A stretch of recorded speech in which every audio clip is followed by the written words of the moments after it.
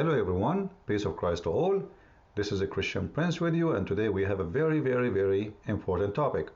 Now, we heard a lot about what it's called the amazing science of the Quran. And for sure, the Quran is being told to us by Muhammad. So somehow you can say the amazing science of the Prophet. And even the Quran says whatever Muhammad he say is an inspiration, even normal talk. And he is protected from saying stupid things. And this is why actually me myself, after reading the Quran, I was really astonished when I saw the Muslim amazing studies for the Quran proving to us with no question that the Quran is a book of science. And based on this, actually, me myself, I did make my own study and research, and I found out that the Muslim says there's no lies. There's no lies whatsoever. The Quran is full of science. This is my book. It's called Quran and Science in Depth. Feel free to read it, and you will see with no question how beautiful the science of the Quran. Some people who read my book, they were laughing very much from happiness because of the science. So I advise you to read it, especially if you're a Muslim, because you would love it and you will appreciate Allah more and you will believe in Allah more. So what is the topic today we have? Simply, we want to speak about something unique. I would try actually to speak more and more about the unique speeches of Muhammad. You know, Muhammad is not a normal person. We have to admit and we have to say. So what we will talk about today is the scientific miracles of the Prophet Muhammad saying. You know, this man, because he is unique, he's not like me and you. This guy, when he speak jewels, jewelries, gold, silver. Every word he say, it's so beautiful. Actually, most of you, when you will hear the coming statement of the Prophet, peace upon him, you will cry from the beauty and the wisdom. Before I start, I want to ask you, what do you think will happen if you go to the mosque and you pray behind the imam? You know, the imam is the guy who pray in the mosque in the front of the Muslims. The Muslims in the mosque, they have a leader, and the leader is the one who stands right in the front of all the Muslims, and the Muslims, they are behind him. Simply, they have to follow his steps, which means he is the first to do things and they are the second to follow, which means they cannot go before him. So if he bow, then they bow, but they cannot bow before him. If he stand up, they stand up, but they cannot stand up before him. So the imam is the one who lead the prayer and the Muslims have to follow. Just to give you an example what I'm talking about, I will show you an image in the screen so you can understand maybe better what I am trying to say. This is the Muslims' prayer, and the guy who is wearing the army uniform, I don't know which country is that. Supposedly they are saying US Navy. That will be a disaster if this is true, if this is USA Army Navy and there's a Muslim praying there. If this is true, this is really a disaster. How we can trust the Navy to have that much Muslims inside? That's what they are saying, you know. I hope this is not true. However, because as you know, we cannot trust Muslims to be inside the army or Navy. They cannot be trusted. And we can prove it, you know, like Nidal Hassan and the guy who threw the grenade in the army of Iraq. You know, we have many, you know, and Muhammad the sniper, etc.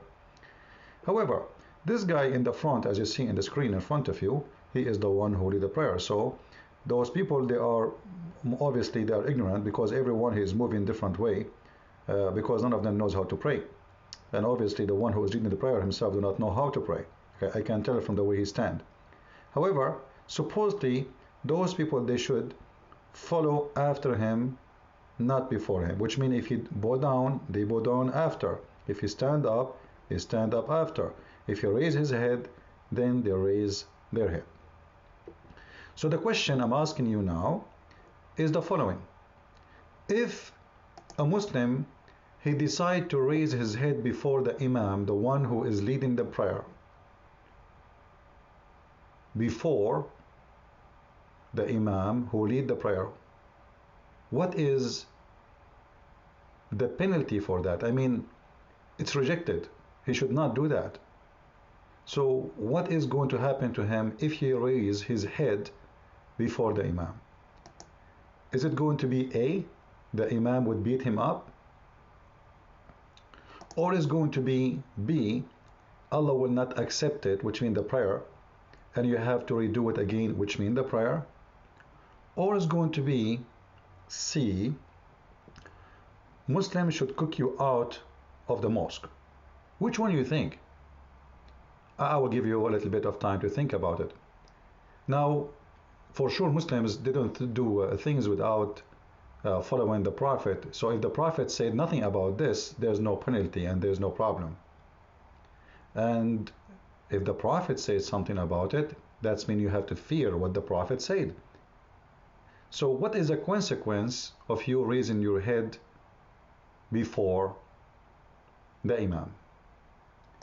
I will show you an image on the screen, and maybe that will help you to understand what really is going to happen to you. It's hard to believe.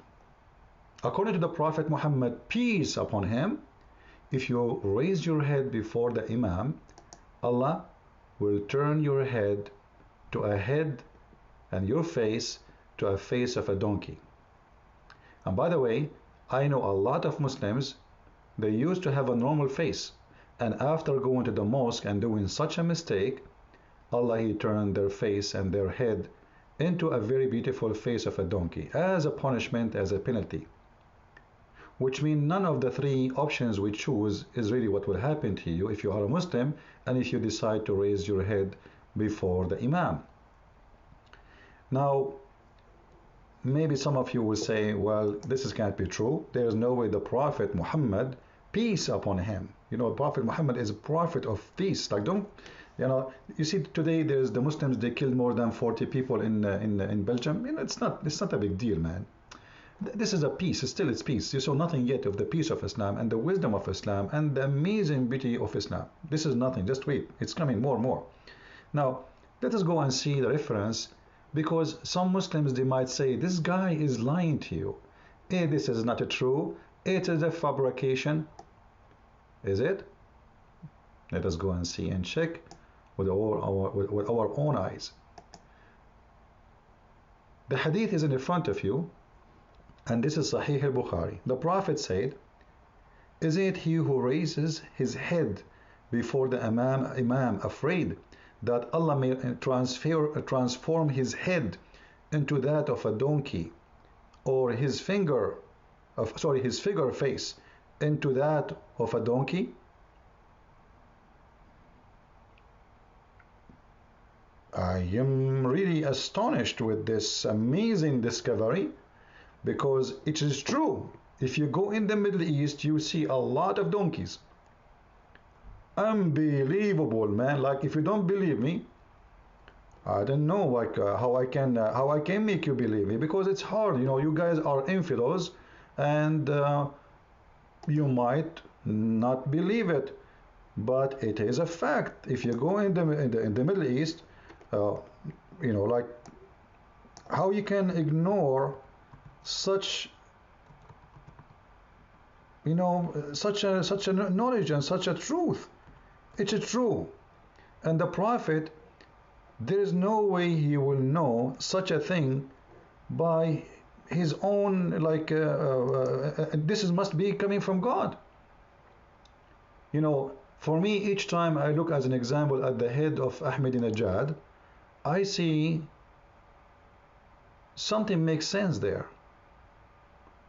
I mean, seriously, look at the picture in the right and the picture in the left.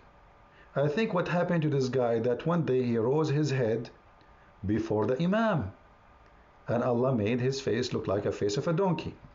Now, some Muslims, they might say, this is not a true. Allah, I mean, this is a weak hadith. Is it? Oh, Muslims, it's not. This is a very sahih hadith. Do you see it? I hope the screen is clear for you. You see it? The grade is sahih. And actually, I'm going to post the link under the video so people, they can read it and they can see it. You know, sometimes you ask yourself, the Prophet of Allah, may Allah pray on him and salute him, when he come with such conclusion and such a knowledge, isn't it this is alone a proof that this is a prophet of God? How Muhammad, he will come with such a thing? There's no way. This cannot be from a human being. This must be from a very high divine God who thought about it extremely deep, beyond your imagination and your donkey brain. Muslims, I really appreciate your prophet wisdom, and I'm so thankful that your prophet is dead. And I feel that you are lucky, because with a prophet like this, you can get your plastic surgery done for your head for free. Like, there is a hadith, it says, if you raise your head exactly with the Imam, Allah will make your face like someone handsome, or someone, she is good looking. How come Allah will make such a thing? Like, what if somebody raise his head before the Imam? So what's wrong? How we will know even that he raised his head or not if everybody his head is down? How you can find out? Obviously, this religion is really amazing, beautiful religion full of science, and this is what I wanted to share with you today. Again, if you have any question, feel free to contact me. You see my address in the screen. Feel free to contact me, and if there is a video you'd like me to make, I would be happy to do it if it's worth it. And if you like to help us in our mission by donation, please feel free, and thank you for not donating. Christ is Lord. Islam is for stupid, made by a stupid. I'm into that.